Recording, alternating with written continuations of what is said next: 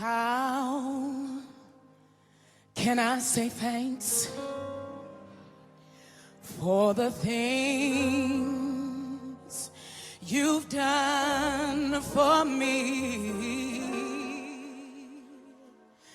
Things so undeserved. You even came to prove your love for me. The voices of a million angels cannot express.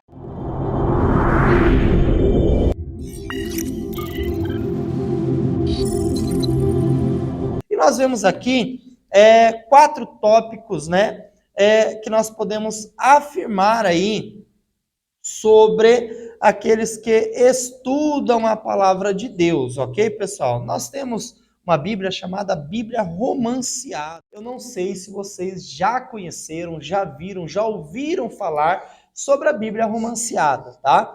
Não estou falando aqui sobre o estudo da Bíblia impressa, mas no tópico nós temos aqui o modernista, mutila a palavra de Deus por causa da sua forma de pensar e de estudar. O romancista acrescenta algo à palavra de Deus.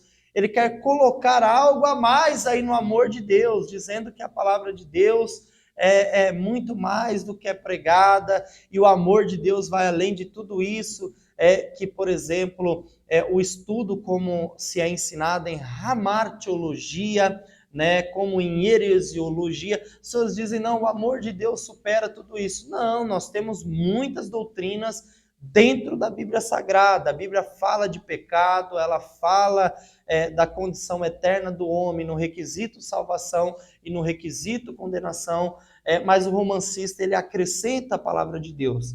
Nós temos o preguiçoso, né? Aquele que ignora a palavra de Deus, aquele que não estuda a palavra de Deus, aquele que diz assim, não, hoje existe uma falácia aí no meio cristão evangélico, que diz assim, Deus ele me revela, né? Não precisa estudar porque Deus revelou, Deus revela, e nós temos muitas passagens bíblicas em que é necessário se compreender a Escritura. O meu povo perece por não conhecer a Escritura Sagrada. Né? Deus disse que o seu povo pereceu porque não conhecia a Escritura Sagrada. Jesus, quando ele era ainda uma criança, aos 12 anos de idade, Jesus falava as Escrituras à altura com os doutores. O apóstolo Paulo, quando estava quase morrendo, quando ele escreve a 2ª carta a Timóteo, ele diz, traz os pergaminhos, principalmente os livros, vontade de estudar. Temos muitas passagens, e se nós não precisássemos estudar a palavra de Deus, Deus não a teria revelado, não teria inspirado 40 homens para escrever, para que o salmista dissesse, bem-aventurado o varão, né? Ou aquele que medita na lei do Senhor. Quando está falando da lei, está falando da palavra de Deus. Será como a árvore plantada junto a ribeiros, glória a Deus. Então, nós temos que ler, nós temos que meditar, nós temos que estudar, né? Muitas pessoas ainda vivem na ignorância, da preguiça concernente a estudar a palavra de Deus. E isso no meio evangélico. Glória a Deus, porque nós estamos aqui estudando teologia. Você é aluno do curso médio, você é seminarista, você que é cadastrado, já é aluno da faculdade, parabéns. Eu costumo sempre dizer que na sociedade nós temos os médicos, aqueles que se formaram em medicina, aqueles que se formaram em advocacia, e muitas outras áreas são chamadas nata da sociedade. Você, aluno do IETEM, você que está estudando teologia, é a nata no meio cristão evangélico. Parabéns, continue, vamos crescer na graça e no conhecimento, e tem você no caminho certo, ok, pessoal? Nós temos aí o ignorante, torce a palavra de Deus. Quantas pessoas você já viu pegando um texto bíblico e utilizando aquele texto para colocar a sua forma de pensar, aquilo que ele acredita, usando um texto bíblico. Isso é torcer a palavra de Deus, é ignorância. A pessoa que não estuda e pega um texto para colocar aquilo que ela acredita, que ela acha, sem conhecer aquela doutrina, é uma ignorância, ok? É mutilar a palavra de Deus, ok? É torcer a palavra de Deus para dar o sentido, é torcer a palavra de Deus para dar o sentido que ela quer dentro daquele texto. E isso é considerado uma ignorância, ok, pessoal? Vamos para o slide? Vale ainda salientar que, quando procuramos interpretar as Escrituras, não podemos, em hipótese alguma, esquecer que a Bíblia não é um livro comum, mas inspirado por Deus. É importante ter sempre presente esta confissão. Confessamos que esta palavra de Deus não foi enviada ou entregue pela vontade do homem, porém que homens santos de Deus falaram, movidos pelo Espírito Santo, que Deus, por causa do interesse que tem em nós e em nossa salvação,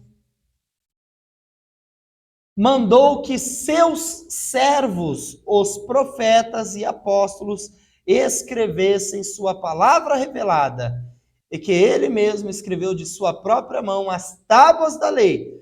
Portanto, chamamos tais escritos de Santa e Divina Escritura. Ok, pessoal?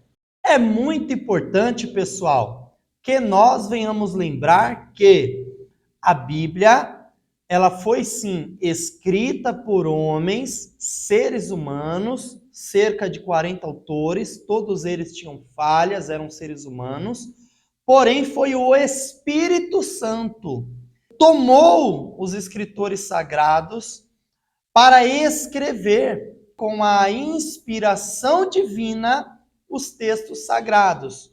O próprio Deus escreveu, ok, pessoal? Lá no Monte Sinai, a lei. Então, o próprio Deus começou a escrever, escreveu em tábuas a lei, tábuas de pedras lavradas. Você lembra da história bíblica? Deus mandou Moisés subir ao monte, se consagrar, se preparar. Moisés subiu ao monte, Deus falou com Moisés, escreveu nas tábuas a lei. Então, o próprio Deus escreveu a lei, depois inspirou escritores sagrados para escrever textos, que é para nós a palavra de Deus. Então, hoje nós temos que ter em mente, como estudiosos da palavra de Deus, que a Bíblia, ela não é um livro comum. Tem algumas pessoas que dizem assim, a Bíblia fechada é apenas um livro, mas aberta é a boca de Deus. Amados, esse livro aberto ou fechado é a palavra de Deus. Este livro aqui contém a inspiração divina sobre homens santos para nos revelar a vontade de Deus e aquilo que Ele quer para as nossas vidas.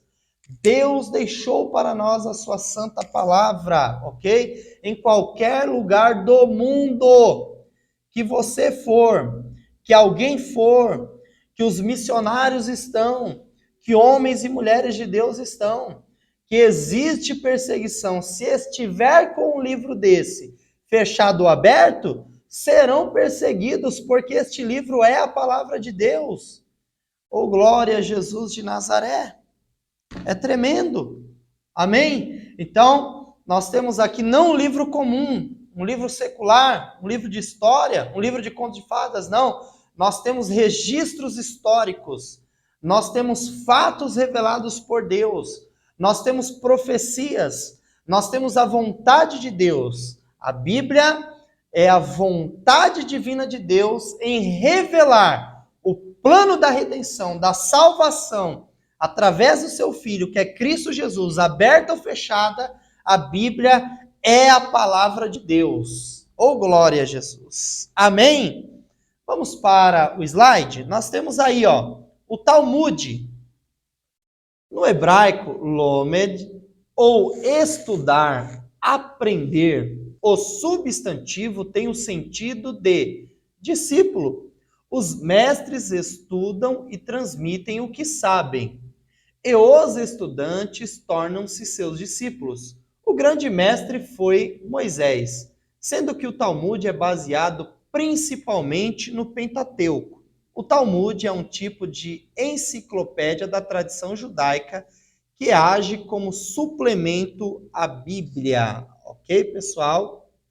Antes de nós entrarmos aí nas características da língua hebraica, o Talmud, pessoal, ele foi inserido aí dentro do slide, está aí citado no livro, porque algumas pessoas não compreendem muito bem o que é o Talmud. O Talmud é a jurisprudência da lei mosaica, ok? Foi compilado, baseado no Pentateuco, como nós falamos ali. Existe um estudo mais aprofundado aí para os alunos do bacharel em teologia, mas o Talmud é o conjunto de tradições dentro da lei da cultura judaica, ok? E ele é um conteúdo extra-bíblico, ok?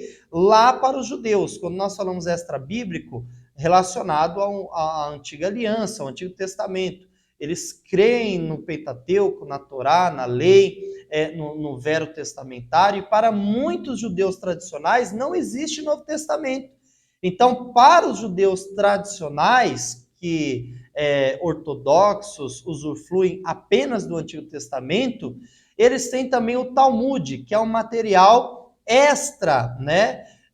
Que eles utilizam, ok? Por isso você vai ver Midrash, por isso você vai ver falar de cultura, você vai ver falar de várias outras coisas que estão baseadas no Talmud, ok? Que é um conjunto ali de tradições da lei mosaica que eles utilizam dentro da sua cultura, ok? Mas não é inspiração divina, ok, pessoal? São liturgias, tradições, costumes, e eles atribuem isso como jurisprudência da lei mosaica, ok? É importante você, pelo menos, ouvir falar aí sobre o Talmud, ok, pessoal? Vamos lá para o slide. Características da língua hebraica.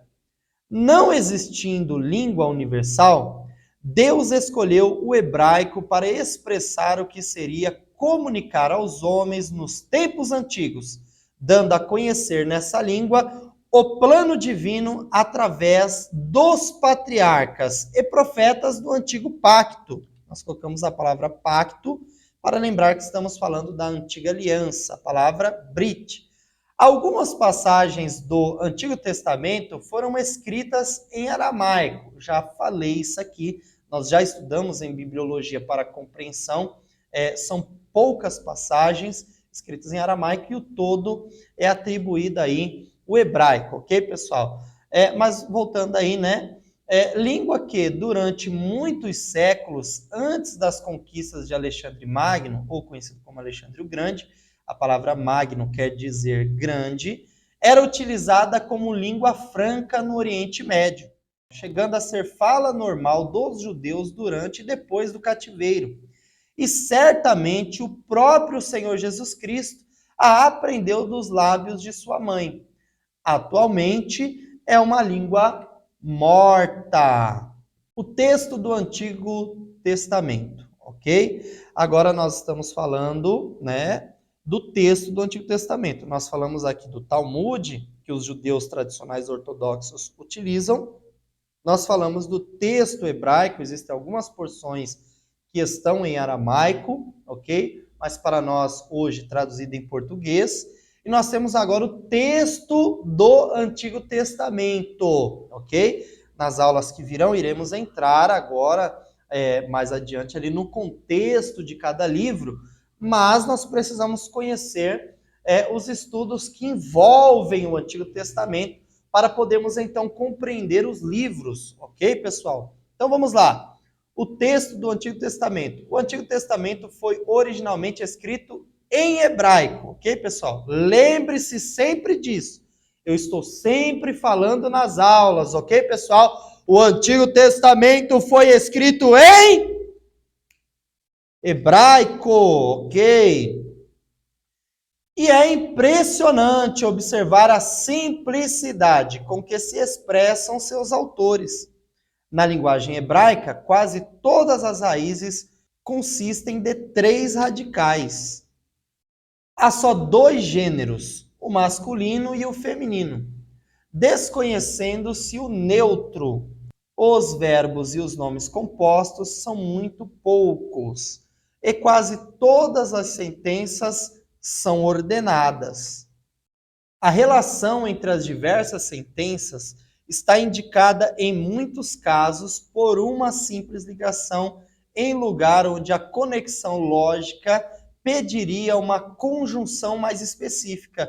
Os antigos hebreus escreveram sem vogais. O texto composto unicamente de consoantes é usado ainda hoje nas sinagogas. Ok, pessoal?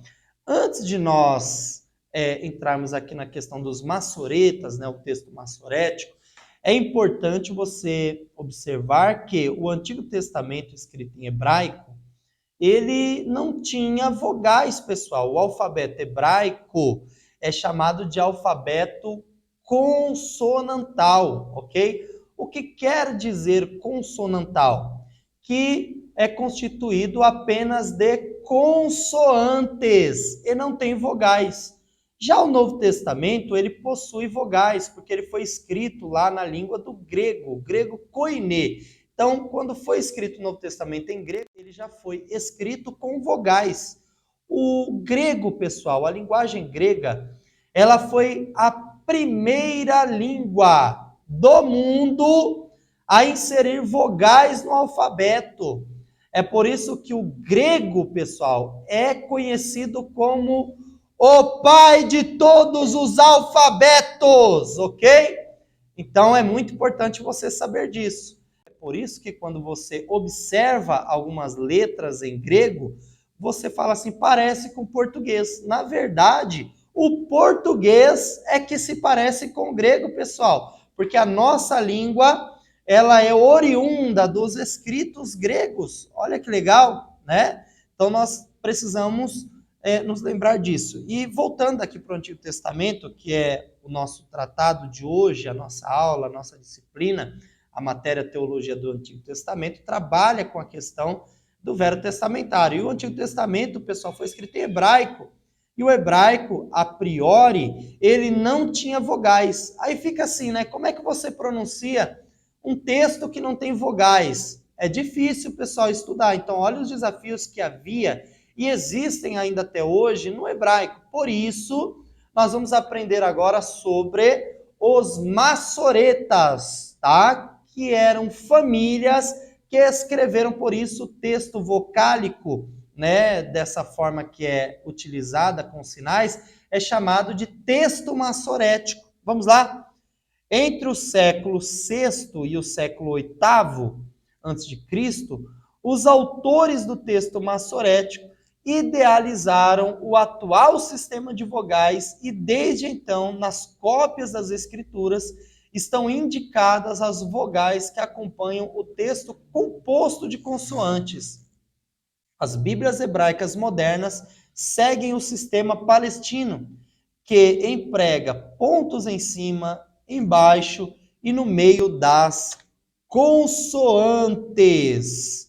O sistema babilônico era sobrelinear. Naturalmente, a carência de vogais deixava uma margem mais ampla para ambiguidades e as versões antigas, especialmente a Septuaginta, dão evidências de um mesmo texto composto de consoantes podia ser lido e entendido de forma distinta, ok, pessoal?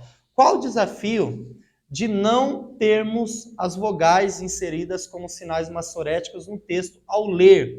É porque cada palavra no texto hebraico, ela tem vários sentidos. Uma palavra pode ter 5 ou 6 significados, até mesmo de 3 a 4 significados, dependendo da palavra. Eu quero aqui colocar aqui no nosso caderno digital, só para você compreender. Pessoal, olha só, os sinais massoréticos, eles servem para nós compreendermos a fonética. Eu vou mostrar para vocês aqui somente alguns sinais. Quando você pega um texto bíblico em hebraico, você vai ter algumas consoantes, ok? Essa aqui é uma consoante chamada Aleph. E é normal você encontrar ali, por exemplo, colocar um Yud do lado, quando acompanhado de um Yud, lembrando que você lê da direita para a esquerda o hebraico, você coloca um sinal aqui embaixo, ó. Isso daqui significa que você tem um sinal massorético. Às vezes, o sinal massorético, ele vem assim, ó.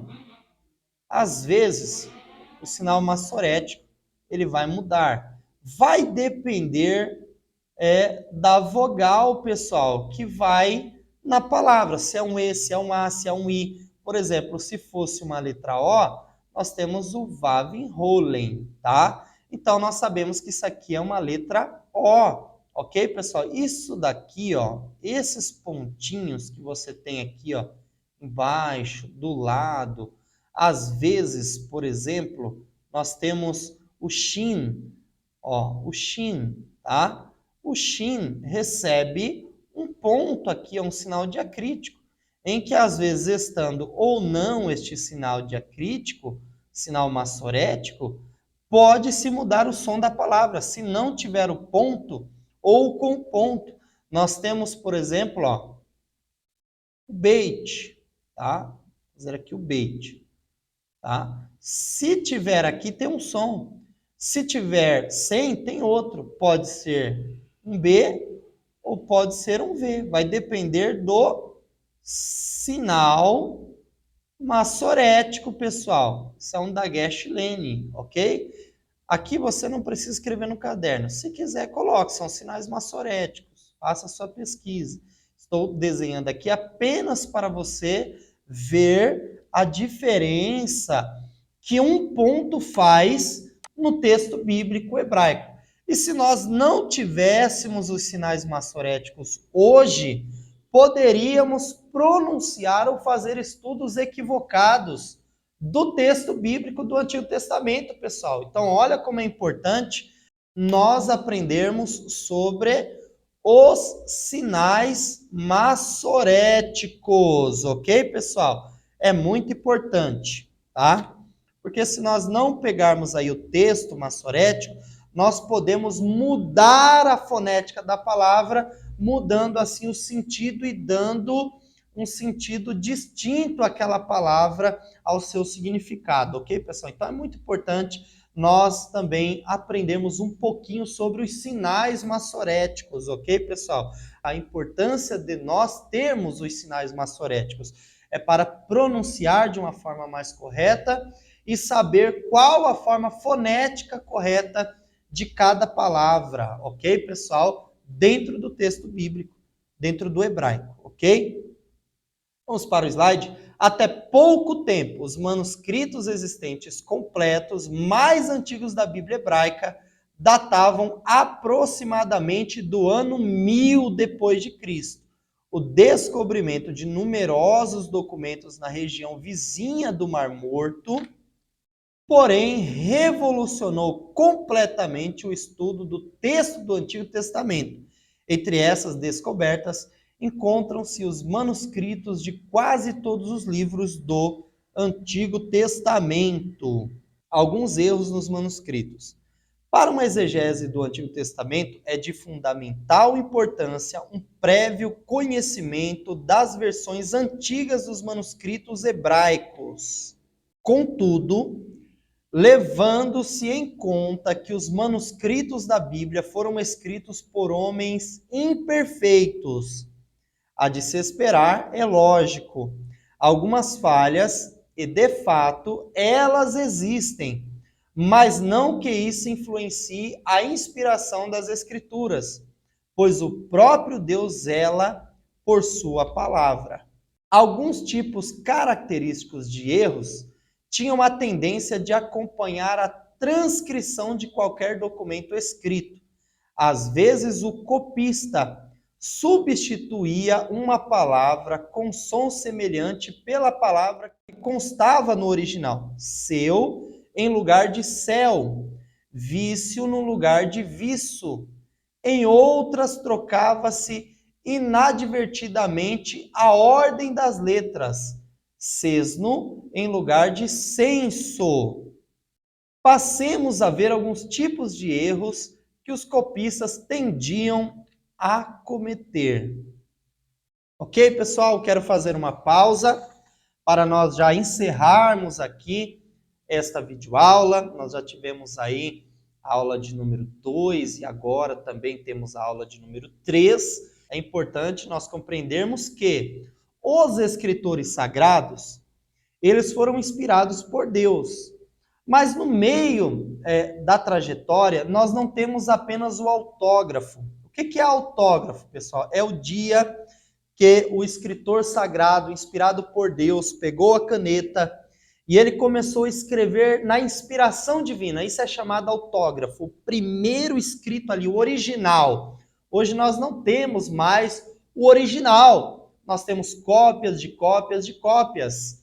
E nós tínhamos alguns ofícios que existem até hoje, né, pessoal? Mas naquela época eram fundamentais. Nós tínhamos os escribas e nós tínhamos os copistas, ok? Qual a diferença? O escriba é aquele que escreve. Alguém vai falar, alguém está fazendo um discurso e o escriba, ele está escrevendo. E nós tínhamos o copista. O copista, ele tem a função de copiar o texto e ser fiel àquilo que ele está copiando, ok? E é nesta transição onde nós encontramos aí os copistas. Nós temos cópias de cópias de cópias de cópias de cópias, pessoal, né? Nós temos aí os pergaminhos de Qumran, ou conhecido como os pergaminhos do Mar Morto, ok? Onde temos inúmeras passagens bíblicas confirmadas como temos na nossa Bíblia traduzida, e temos também outros textos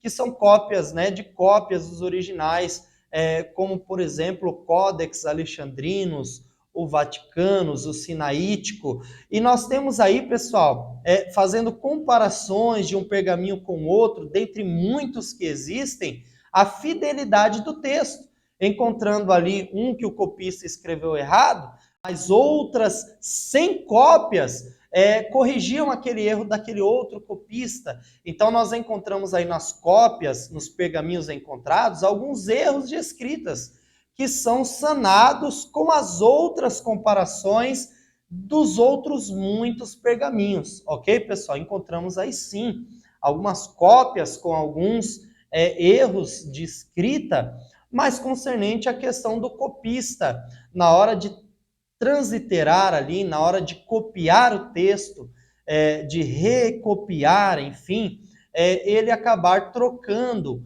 as palavras, a sequência de letras, e isso mudar ali a palavra e até mesmo o contexto do texto. Mas isso também, comparado às outras muitas cópias, acaba sendo de um valor irrelevante. Sabemos que hoje nós temos aí a fidelidade do texto bíblico comprovado por muitos pergaminhos, através de muitos estudos, de muita exegese, de muita comparação, e até mesmo registros de estudiosos que trabalham com essa questão da tradução, da hermenêutica, da crítica textual e da exegese, ok, pessoal? Nós temos hoje, sim, uma excelente tradução para a nossa língua, para a nossa gramática da língua portuguesa, uma das melhores traduções de Bíblia do mundo, ok? A Bíblia em português, ok, pessoal? Isso é muito bom, é maravilhoso, ok? Eu quero aqui, assim, encerrar esta videoaula. Iremos dar continuidade na próxima videoaula com essa temática tão importante para os nossos dias de hoje e para os tempos atuais, que é conhecer a Escritura Sagrada e, mais precisamente, a teologia do Antigo Testamento. Eu lhe aguardo na próxima videoaula.